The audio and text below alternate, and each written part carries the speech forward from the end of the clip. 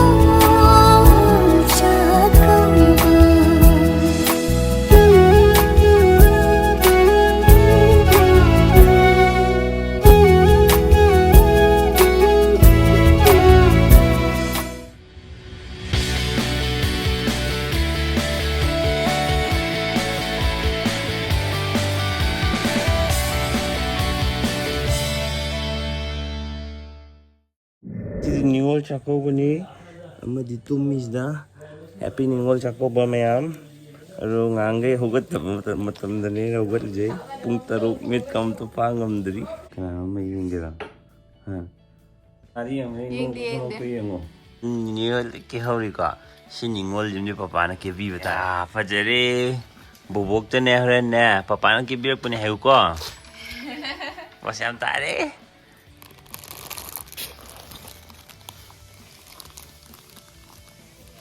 Sidana khoi ni la khogi nga sa da ba yaw gai gini sina a khoi anti gai ju Ningol ni na Ningol sa bo so loi na Piba gai na loi tau re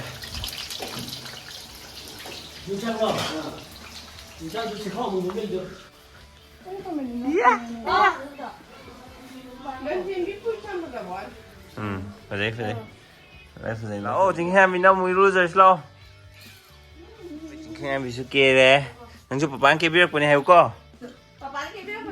mọi đi dịch sang giờ đây tao đi làm rồi wow chính em bị em phải đấy chính em bị xem ngô sus cái gì mà cái bos em ta đấy mami cái kuning kuang gì đấy under cái nó gọi đấy kuang không theo under tao lo nữa làm vậy em phải đấy lo nâng nó khoai phải đấy lo xăm là cái nào mà bún đâu cam bây giờ mình phải đấy quá à tôi chừng em mình phải đấy cả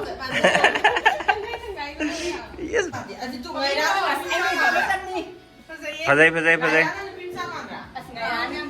Happy Ningol Chakouba ma'am akhoi ai driver dedicated driver ni ngasi di tho very good chalo sini mami giro kai no kumo kumna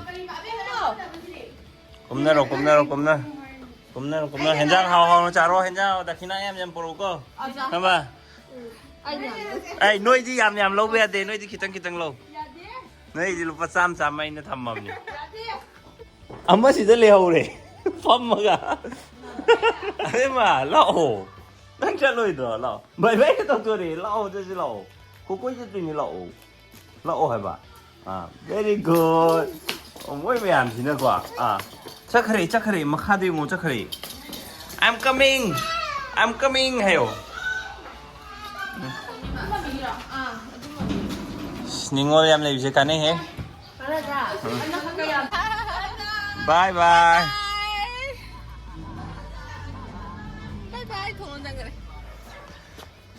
drop point ama yaure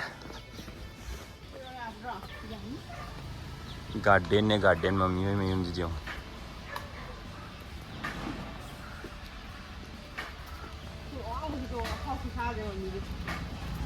wang bo hai ju da namme I am next destination oi nang gai thâu lên mi cái nó maning da go oh mama ka bo ka stay chung nang yaw rồi do si bo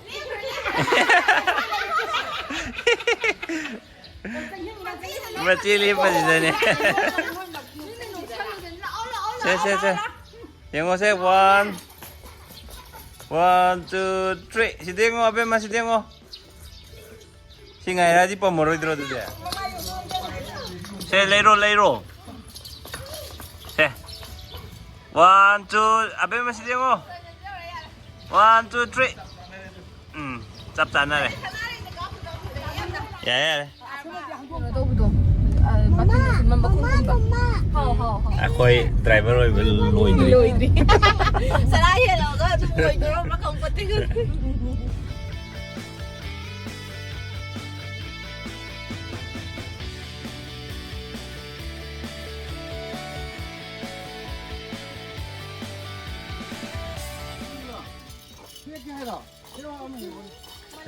Maning dong chen mamang dong chen finally loi ra driver rồi với thabo ko ji yum da laga henzang mathel kai to yeng rồi ji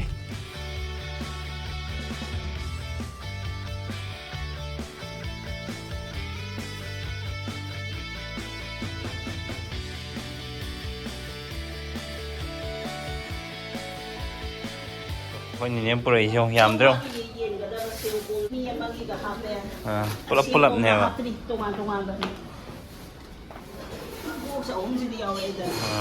Sinuwi na sila pa mag-buhay si Juka imong nakakadra. Padaler ba? Very good. Very sorry. Asya dre.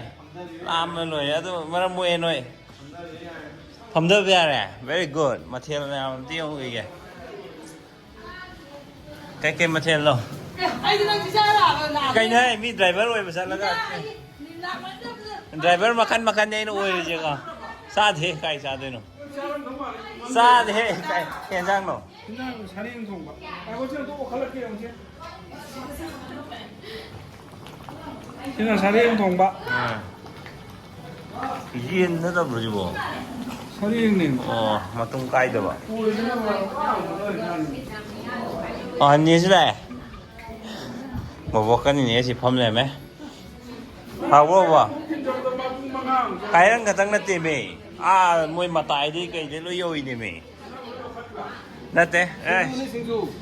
Này đây. Xin này dùng sắc sinh dục. Sắc ra để chẳng làm mày. Hey, sao 진짜 luôn mà bung ra. Cái nuôi chứ. Cái xin Ningol này. Nuôi được pin nào vậy? Bị xả suy vào cái này không à? Nang ni tara expectation to kita loy male. Tara din natin. Kamera. 50. Yeah. 50. Padare. Sareng asile re mabung mayam na sinba material mayam jeng yen le re sida ade nga taw bo thongba sareng thongba are di merames is singju ji merames ate somda re sana thongba champut uti iromba le alunguba material mayam jeng Ningol am ta thabo yaw ba rồi Ningol am ta yaw hon de sak tay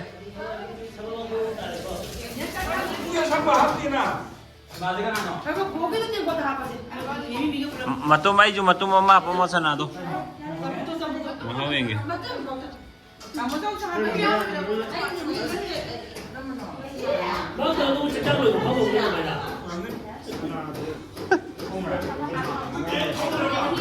Ini jo pamo. Abunau mo chile. Abunau chắc rồi.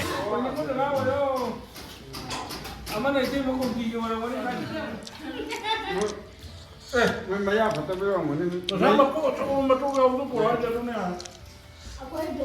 하고 봐.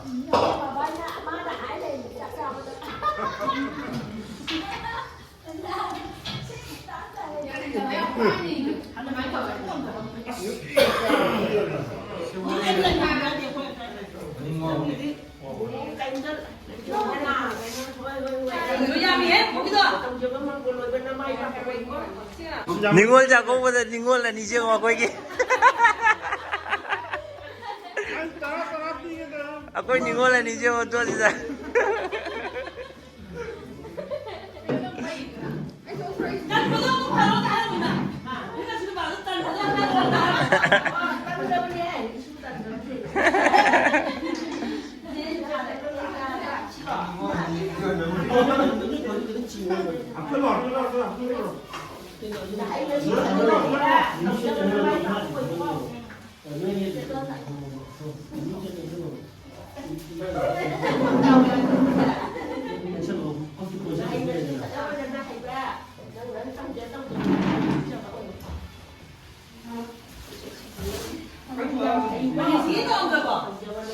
아니 어머니. 아 선물 많이 주셔 짭짭해요. Ping mà chui rất tao mèo rồi. 아무도 짭짤하게 막 하네요.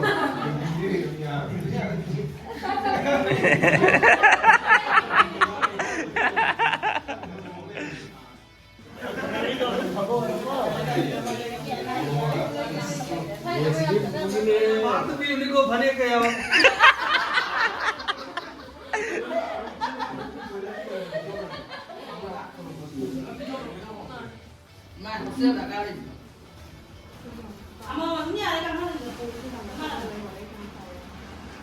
카메라 필요해.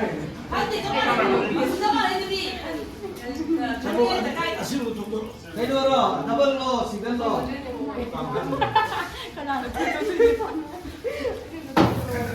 Làm khách cho nó.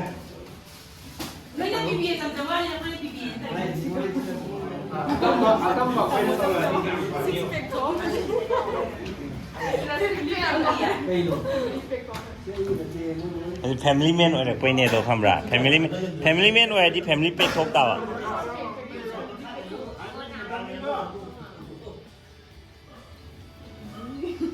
Một quay đi phải nè thốt cái.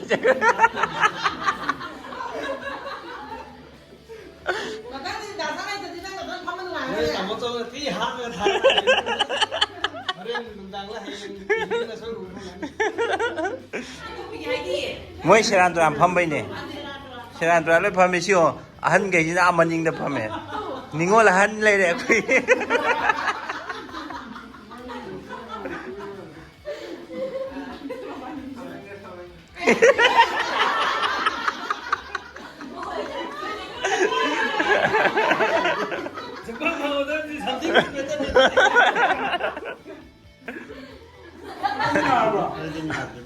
Răng tay răng cái dia chỉ ngạt rồi phong gì thế này ra ngạt rồi tay te mane komta tay thế tay khakkal li jane sunga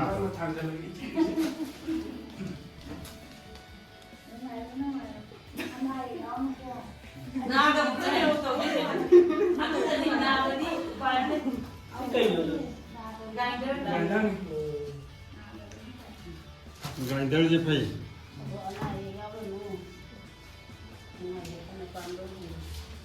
Satu mana kau hai biar kau. Kopi tao là ve rồi.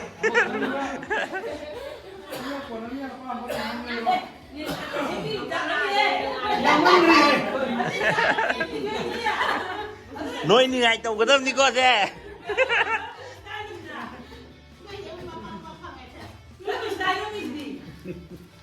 Sim 이제 오늘부터 그냥 완이 상황. Sam chả bị ta cái đâu.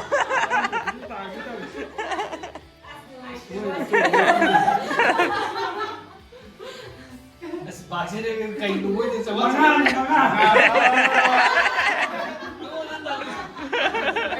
아니 시거든 살라드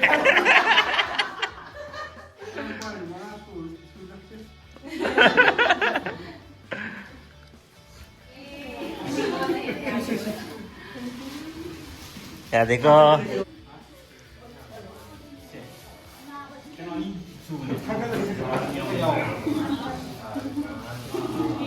그래서 아미니 슈브로 사는 날이자. 실수돼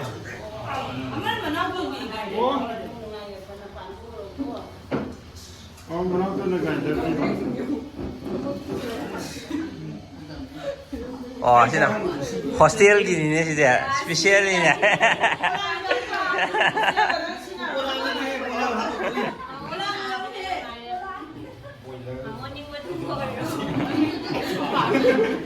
많이 내가 모르니까. 사나동이는 이런 거를 ጫ짜오래 있는 거지.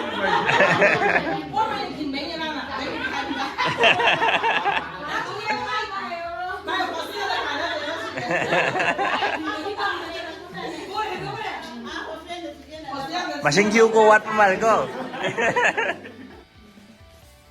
cái xoay thì tụi mình nuôi lục chân liều mua cái mà luôn luôn đều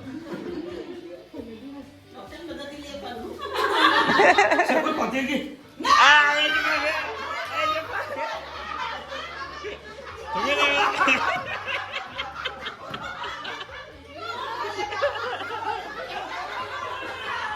아도 피라니 lục chân liều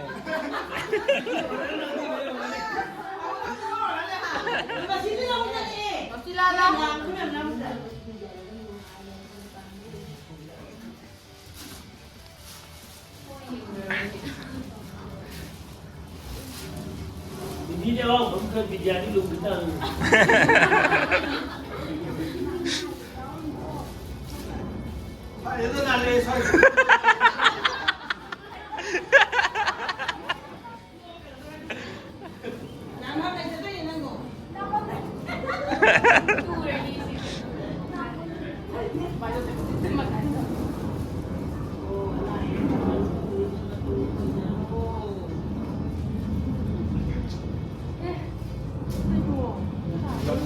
xe bước ra đây nè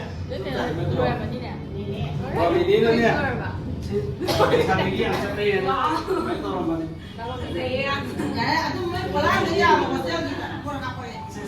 mai bộ chơi lấy vào đó rồi à này gì 아마 나쁜 지야래.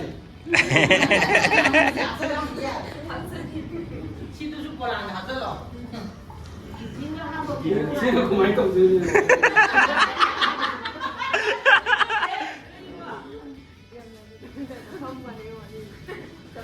dạ aduh ya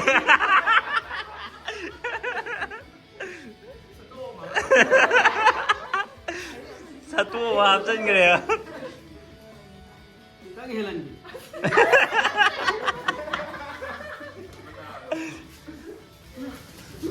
môi đi hiền một tí co masih ngani nepi itu masih ngani itu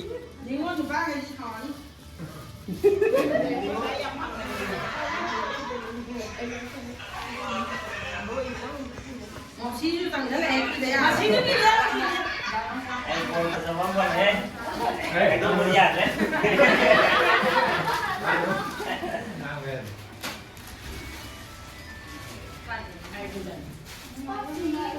Masakit di pasar pa magpupa.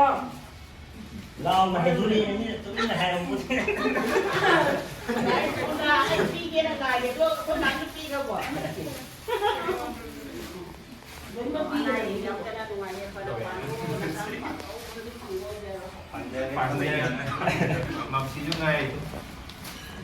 Sini anh cũng chơi cái đó không rồi anh nên nãy nên lấy em phong cái doctor đó phong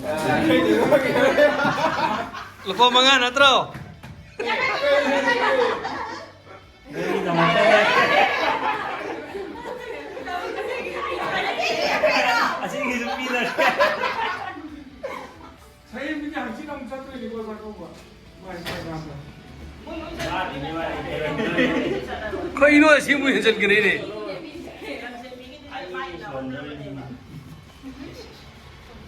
Makan jadi sini ni nak jam mana buat betul. ngồi nhà tôi tập pi lagi lại làm đi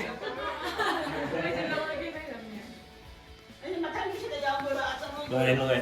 Hoi, Ningol lah hendak ni buat lupa kia tapi rawa. Dakhina kia tapi rawa.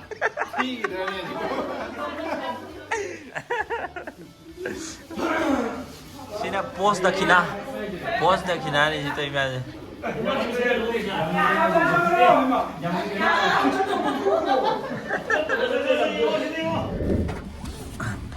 Saksa batu Dakhina tau belur Masih kamu driver oi ba.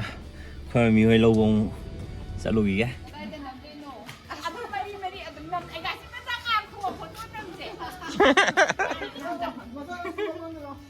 Anh ngày xí đã lạc vào đã ngang mẹ mà mà sắm tất khăng rồi. Julia cái gì Julia thì nuôi bán rồi mà đấy mà sao khăng rồi mà. Tem gì u rồi.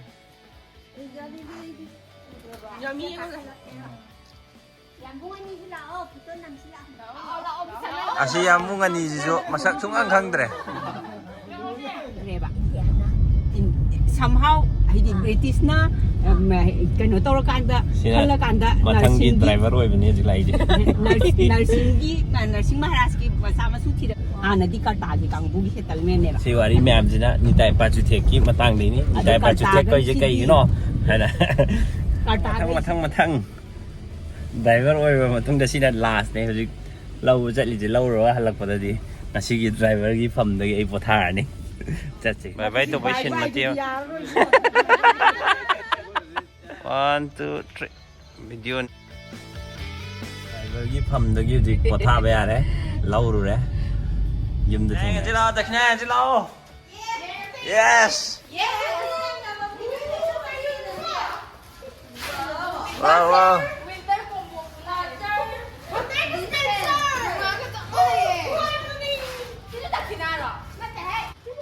Nên xin năng yêu giờ rồi kìa.